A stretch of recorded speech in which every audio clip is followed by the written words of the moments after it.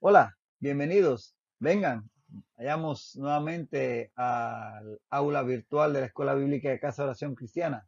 Bienvenidos todos, bienvenidos y sí, felicitarte por el interés de conocer siempre un poco más de la palabra de Dios. Como debes saber, estamos finalizando el capítulo 23 del Evangelio de Mateo, así que te animo a abrir tu Biblia en esta porción, a tener ahí donde anotar y sobre todo disponernos con nuestro corazón y nuestra mente abiertos a la palabra de Dios. Padre Celestial, te alabamos, te bendecimos, te glorificamos. Señor, en este momento pedimos tu ayuda por tu Espíritu Santo para que tu palabra nos hable, Señor. Y Señor, que nos dé la sabiduría para aplicarla. Te lo pedimos en el nombre de Jesús. Amén. Así sea, así sea. Estábamos en Mateo 23, 37 al 39. Habíamos comenzado a considerar esta porción en la ocasión pasada, donde Jesús se lamenta sobre Jerusalén. Eh, Él ya lo había hecho, decíamos, cuando se acercaba a la ciudad, lamentando que no conocían que era su momento para aceptarle como príncipe de paz, para hacer esa ciudad de paz que estaba señalado desde su nombre.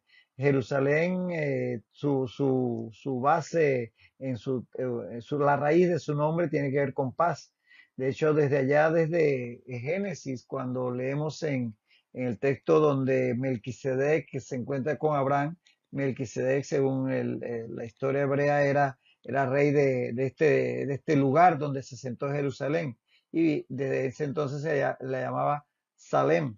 Y ahí tú puedes ver en Génesis 14 y 18, Melquisedec, rey de Salem. Y Salem viene relacionado con Shalom. De tal manera que el nombre original, la raíz de donde viene el nombre de Jerusalén, de por sí está relacionada con la paz. Pero ellos no conocieron el tiempo para su paz, el Mesías que le traía la paz, y lo rechazaron. Y de esto se lamenta Jesús en este texto, el cual vamos a seguir considerando en esta ocasión. Leemos y continuamos allí donde nos quedamos en la ocasión pasada.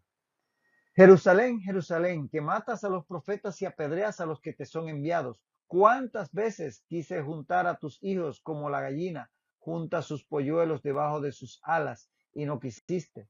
He aquí, vuestra casa os es dejada desierta, porque os digo que desde ahora no me veréis hasta que digáis, bendito el que viene en el nombre del Señor.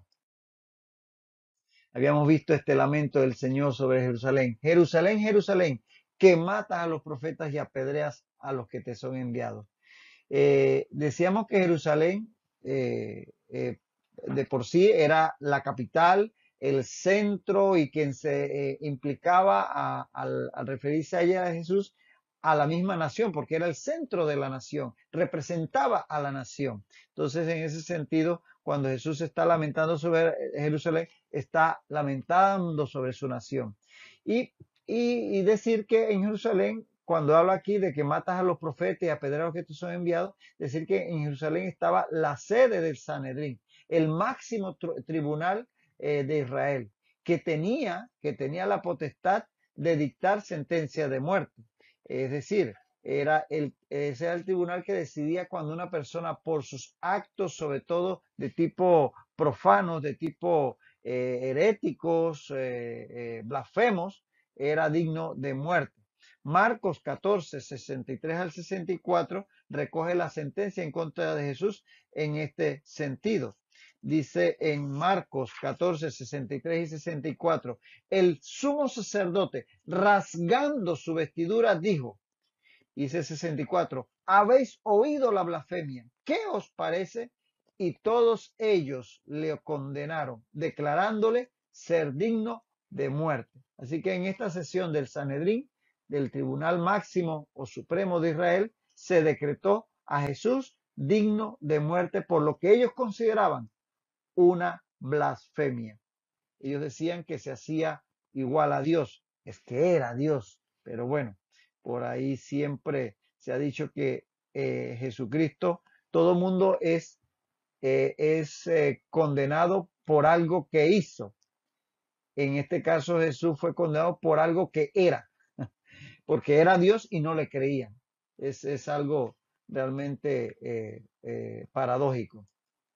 Ahora bien, en tiempos de Jesús, el Sanedrín tenía la potestad de decretar que una persona era digna de muerte, pero en tiempos de Jesús, el imperio romano que había tomado control de aquellas tierras se reservaba el derecho de ejecutar la pena de muerte. Y eso lo hacía prácticamente, bueno, por lo menos por algún tiempo. Eso lo hacía prácticamente Roma con todos los territorios que conquistaba. Les daba cierta libertad para que se autogobernaran, siempre que pagaran sus impuestos y todo aquello, pero había una pena, un elemento legal que siempre se lo reservaba Roma, que no se lo permitía ejecutar a sus provincias autónomamente, que era la pena de muerte. Por eso leemos, por ejemplo, en Juan 18:31, Juan 18:31 les dijo Pilato a los fariseos y demás, al Sanedrín que fue a presentar el caso, les dijo Pilato, tomadle, es decir, que tomaran a Jesús, tomadle vosotros y juzgadle según vuestra ley. Y los judíos le dijeron, a nosotros no nos está permitido dar muerte a nadie. Así que ahí ellos estaban conscientes que en ese tiempo Roma había prohibido que ellos tomaran o ejecutaran la condena. Ellos decretaban que era digno de muerte, pero la pena la tenía que ejecutar Roma. Si Roma no lo hacía, pues de nada valía que ellos lo dictaran. Definitivamente que esas eran las reglas en ese momento. Y eso tenía que ver con lo que ya estaba profetizado de la forma que Jesús iba a morir, porque los judíos, la forma de ejecutar era por apedreamiento, mientras que los romanos era por crucifixión. Y ya estaba profetizado, puedes leer el Salmo 22, de qué forma iba a morir Jesús. Y eso fue porque en este momento era Roma la que ejecutaba la pena de muerte y lo hacía por crucifixión. Y además, ya Jesús había dicho que no era posible que un profeta muriera fuera de Jerusalén, haciendo ver la relevancia que tenía la ciudad de Jerusalén en este tema de condenar a los profetas que le eran enviados. Por eso había más culpa sobre esta generación que ocupaba esta ciudad. Lucas 13:33, Lucas 13:33 recoge estas palabras de Jesús donde él dice, es necesario que siga mi camino porque no es posible que un profeta muera fuera de Jerusalén. Él como profeta moriría en Jerusalén. Definitivamente que era la ciudad por antonomasia donde se ejecutaban los juicios en el pueblo de Israel. Y por tanto, recaería sobre ella la culpa principal que se ejecutaría, como ya decíamos en la sesión pasada, en el año 70 y sobre toda la nación, porque toda la nación fue esparcida por el imperio romano. Dice Jesús, ¿cuántas veces quise juntar a tus hijos como la gallina junta a sus polluelos debajo de sus alas y no quisiste? Mira qué expresión más tierna de parte del Señor. Todo lo que Él expresa en su amor por ellos y que ellos le habían rechazado. Como muchas veces el Señor expresa su amor por nosotros y muchas veces los seres humanos le rechazamos. O inclusive nosotros, sus hijos, a veces los creyentes, estamos a veces menospreciando o no siendo tan recíprocos como debiéramos al tierno amor de nuestro Señor. En el ejemplo de Israel podemos mirarnos todos nosotros. Aquí la expresión cuántas veces quise alude a las varias visitas de Jesús a Jerusalén. Es decir, el hecho de que él dijera que cuántas veces quise, como quien dice, Jerusalén, cuántas veces he querido, te he expresado y mi amor, etcétera. Y eso nos hace pensar, como ciertamente ocurrió, que Jesús ya había venido otras veces a Jerusalén. En Mateo, de hecho en todos los sinópticos, Mateo, Marcos y Lucas, solo se registra este viaje de Jerusalén a Jesús durante su ministerio, porque sabemos que de niño fue presentado en el templo y posteriormente a los 12 años, como registra Lucas, estuvo ahí durante la Pascua y se extravió en el templo. Bueno, no se extravió, él sabía que estaba donde debía estar. Pero durante su ministerio, esos 3 años de ministerio, sabemos por Juan, no en los sinópticos, pero sí por Juan, que Jesús visitó Jerusalén en varias ocasiones y a eso se refiere Jesús cuando dice cuántas veces quise juntar, o sea que en varias ocasiones Jesús había estado en Jerusalén y le había expresado o le había dado muestras de que él era el Mesías y que estaba para dar su vida por ellos, para salvarles, para ofrecerles la paz que ellos tanto anhelaban. Vemos aquí los textos que registran en Juan las diferentes visitas de Jesús, por lo menos 4 visitas, aparte de la última que se llevó a cabo en la semana final de su ministerio. Pero por lo menos estas 4 registra Juan. Por ejemplo, puedes leer en Juan 2:13 que estaba cerca de la Pascua de los judíos y subió Jesús a Jerusalén. Luego en Juan 5:1 que dice que después de estas cosas había una fiesta de los judíos y subió Jesús a Jerusalén. En Juan 7:10 dice, después que sus hermanos habían subido, entonces él también subió a la fiesta, es decir, a Jerusalén. Y en Juan 10:22 al 23 dice, celebrábase en Jerusalén la fiesta de la dedicación y Jesús andaba en el templo. Es decir, por lo menos Juan registra estas otras 4 ocasiones en que Jesús fue a Jerusalén, y seguramente en todas ellas, como lo registra el Evangelio de Juan, él dio testimonio de su deidad, de ser el Mesías, expresando su amor por ellos, y ellos no quisieron cobijarse bajo sus alas, aceptarle como el Mesías. Y eso nos enseña que no todo está dicho en los evangelios. Como podemos ver, en los sinópticos hay algunos textos, algunos episodios que aparecen en Mateo y no aparecen en Lucas, o aparecen en Lucas y no aparecen en Marcos, o viceversa. Y en Juan, que escribió mucho después y recogió muchas cosas que no se habían dicho en los sinópticos, vemos otros elementos que él quiso no dejar por alto. Pero el mismo Juan, al final de su evangelio, allá en el capítulo 21, él señala que había muchas otras cosas que Jesús hizo y que no quedaron registradas, porque eran tantos los milagros, tantas las acciones que hizo, tantas las palabras que dijo, que según Juan no cabrían en tantos libros como se conocían en ese tiempo. Dice Juan 21:25. Hay también otras muchas cosas que hizo Jesús, las cuales si se escribieran una por una, pienso que ni aún en el mundo cabrían los libros que se habrían de escribir. Entonces, no creamos que solamente lo que aparece en los evangelios es lo único que hizo y dijo Jesús. Pero ciertamente hay otras cosas que sencillamente el Espíritu Santo no consideró que era necesario que se registraran y no inspiró a los autores de los evangelios para dejarlos plasmados. Y lo que está es lo que el Señor consideró necesario. Pero saber que hubo otras cosas, como estas visitas a Jerusalén, que esta expresión lo da a entender y que la recoge precisamente el Evangelio de Juan y no aparecen en ninguno de los sinópticos. Ahora, aquí lo que está usando Jesús para expresar su amor por los suyos, por Jerusalén y sus habitantes, es un símil, el de una gallina que ante el peligro protege a sus polluelos cubriéndolos bajo sus alas. Eh, Definitivamente que es un símil muy, muy elocuente y muy hermoso, hay que decirlo, ¿no?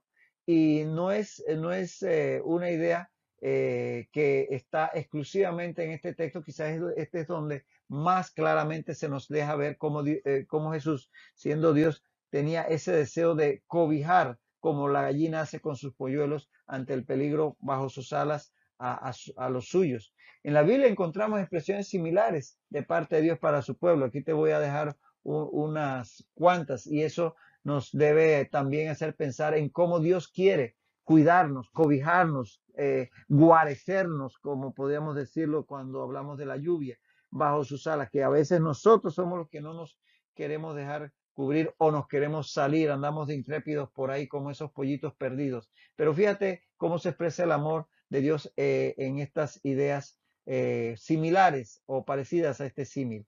Por ejemplo, en Éxodo 19:14 dice, vosotros visteis lo que hice a los egipcios y cómo os tomé sobre alas de águila y os he traído a mí. Da la idea de esa de un ave que transporta a sus polluelos, en este caso el águila. En Deuteronomio 32:11 dice, como el águila que excita su nidada, revolotea sobre sus pollos, extiende sus alas, los toma, los lleva sobre sus plumas. Asimismo se expresa Dios con respecto a su relación con su pueblo. En Ruth 2:12, con respecto a Ruth que viene al pueblo de Dios siendo ella moabita, dice, Jehová Dios de Israel, bajo cuyas alas has venido a refugiarte, ¿ves? Bajo cuyas alas se refugiaba ahora Ruth, bajo el Dios, las alas del Dios de Israel. Y también en los salmos encontramos varios símiles parecidos. Dice en el Salmo 17:8. En el Salmo 17:8 dice, escóndeme bajo la sombra de tus alas. Qué bella expresión, qué bella oración, ¿no? Que el Señor nos esconda del peligro, nos esconda de nuestros enemigos bajo sus alas. En el Salmo 36:7 dice, los hijos de los hombres se amparan bajo la sombra de tus alas. La misma idea, un ala protectora. Salmo 61:4, estaré seguro bajo la cubierta de tus alas. La seguridad que le da esto al salmista. En el Salmo 63:7 dice, en la sombra de tus alas me regocijaré. Porque claro, cuando nos sentimos protegidos del peligro, eso trae gozo a nuestro corazón. Y en Isaías 31:5, en Isaías 31:5 dice, no, perdón, antes el Salmo 91:4. El Salmo 91:4, con sus plumas te cubrirá. Oye eso, con sus plumas te cubrirá y debajo de sus alas estarás seguro. Qué buena promesa para apropiarse de ella, ¿verdad? Ante la dificultad. Y como decíamos, Isaías 31:5 dice, como las aves que vuelan, así amparará Jehová de los ejércitos a Jerusalén. También un símil de protección, en este caso muy específico sobre Jerusalén, como aquí Jesús dice que quiso juntarles bajo sus alas. Y finalmente Malaquías 4:2 dice, en sus alas traerá salvación. Entonces, todos estos ejemplos nos muestran que esta idea de este símil es muy, muy constante en la Biblia, expresando ese amor protector de Dios que nos cubre con sus alas, nos lleva en sus alas. Obviamente son expresiones metafóricas para hablar del amor de Dios. Son símiles más que metáforas, pero como decimos, expresiones metafóricas. Es más, los rabinos acostumbraban decir a los prosélitos, aquellos que se convertían al judaísmo, que ellos habían entrado bajo las alas de la Chequiná, que los prosélitos al unirse al pueblo de Dios, al aceptar al Dios de Israel, habían entrado bajo las alas de la Chequiná. La Chequiná, recordar que es la expresión hebrea para la gloria de Dios, aquella que llenó el templo cuando Salomón lo inauguró. Entonces, esa es una expresión de los rabinos muy, muy probablemente extraída de todos estos pasajes donde se habla de Dios como ese Dios protector, usando el símil de las alas del águila, de la gallina, etcétera. Ahora, como decimos, esta es una frase que expresa el amor de Dios por su pueblo, que igualmente lo podemos aplicar a su amor por nosotros. Y fíjate, tres ideas que nos da esta expresión. Dice, ¿cuántas veces? ¿Cuántas veces? Entonces eso nos habla de un amor constante, que es una y otra vez, permanente. El amor de Dios es persistente, perseverante, casi que pertinaz, podríamos decir. Jeremías 31:3, de 31:3 habla de esto. Dice Jeremías 31:3. Jehová se manifestó a mí hace ya mucho tiempo diciendo, con amor eterno te he amado. Mira la clase de amor, amor eterno. Es un amor que estaba para ti desde siglos, milenios antes que tú nacieras. Así que es un amor constante. Eso dice cuántas veces, así que una y otra vez, reiteradamente. Y también ese quise, ¿cuántas veces quise? Ese quise habla de que yo quise, dice Jesús. Es decir, Dios quiso, es un amor voluntario. No nos ama por obligación, no nos ama porque Él nos deba algo, no nos ama porque nosotros hicimos algo por Él, porque somos buenos, porque ofrendamos, porque oramos, porque vamos a la iglesia. No, no, no, no, no, no. Nos ama porque Él nos decidió amar. Es voluntario, es un amor voluntario. ¿Cuántas veces quise? Le dice a los suyos en Jerusalén y nos dice a nosotros. Él quiso amarnos. Lo dice Romanos 5:8. Romanos 5:8 lo dice claramente. Dios muestra su amor para con nosotros en que siendo aún pecadores, Cristo murió por nosotros. O sea, nosotros no éramos ninguno santo, éramos pecadores.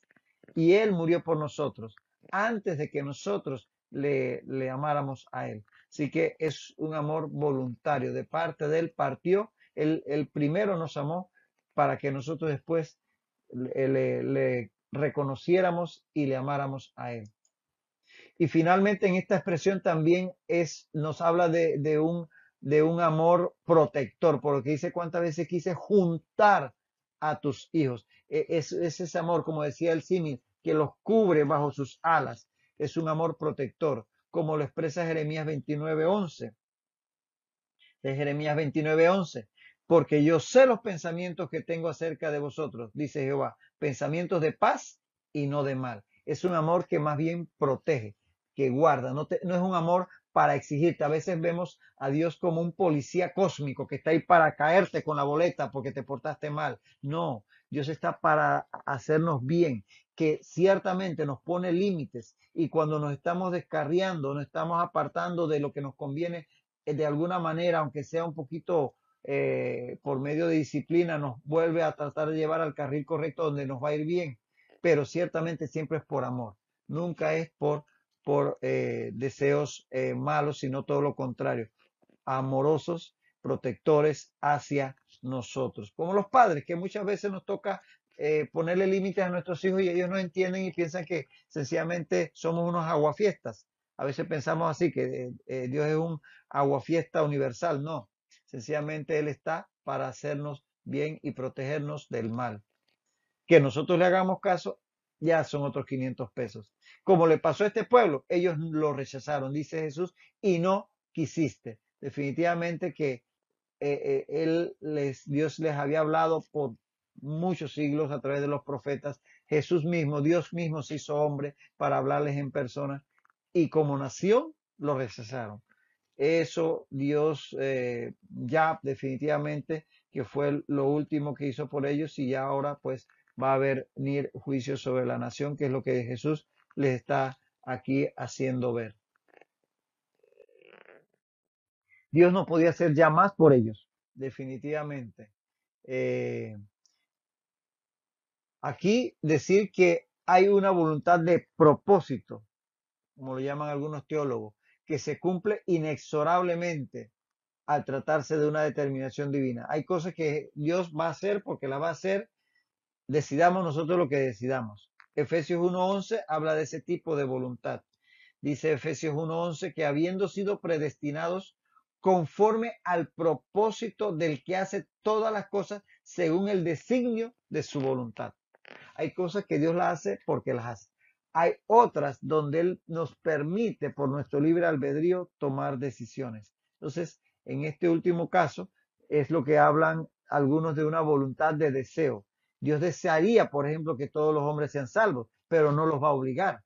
Esa voluntad de deseo puede ser rechazada, porque para eso les concedió libre albedrío a los seres humanos, aquellos que son objeto de su amor. Por ejemplo, vemos en Primera a Timoteo 2:4, dice de Dios, el cual quiere que todos los hombres sean salvos y vengan al conocimiento de la verdad. Es un deseo de Dios, pero no nos va a obligar. Por eso, eso puede ser, a pesar de que está expresado ahí que ese es el deseo de Dios, que esa sería su voluntad, Él en eso nos da el libre albedrío. Así que ahí, para diferenciar esto y no confundirnos en que si Dios es todopoderoso, ¿por qué no obliga a todos a ser salvos? ¿Por qué no nos hace creer a todos? Es porque en algunas áreas nos ha dado la libertad de tomar decisión, libre albedrío, la voluntad. Él lo decidió así, Él está por encima de todos nosotros y no podemos cuestionarle. El barro no puede discutir con el alfarero porque lo hace de una forma o de otra. Este tipo de decisiones en donde Dios definitivamente decidió, tiene un plan eterno que se va a cumplir sí o sí, y otras cosas en detalles que se van a hacer, hagamos lo que hagamos, y en otras cosas nos da la oportunidad que nosotros decidamos. La voluntad de propósito o voluntad de deseo es lo que algunos teólogos también llaman la voluntad perfecta y la voluntad permisiva, respectivamente. Todos son términos teológicos, pero básicamente lo que explican es esto, que hay cosas que Dios ha diseñado en un plan eterno que se van a cumplir, hagamos lo que hagamos. Y hay otras cosas en las cuales Él nos da como la oportunidad de nosotros de aceptarle o rechazarle, como el caso de su pueblo en Israel, que muchos de ellos, de hecho los líderes en particular, le rechazaron en su momento. Y dice Jesús, He aquí, vuestra casa os es dejada desierta. Vuestra casa aquí aplicaría a la ciudad, pero en particular al templo, es decir, la casa de Dios. Ya en Primero de Reyes 9:7 y en Jeremías 25, Dios les había advertido que esto podría pasar. Y en otros pasajes, pero esto lo consideramos un poco más emblemático. Podemos leer en Primera de Reyes 9:7 que Dios les dice: yo cortaré a Israel de sobre la faz de la tierra que les he entregado. Y esta casa que he santificado a mi nombre, yo la echaré de delante de mí. Les dice Dios allá en Primero Reyes 9:7.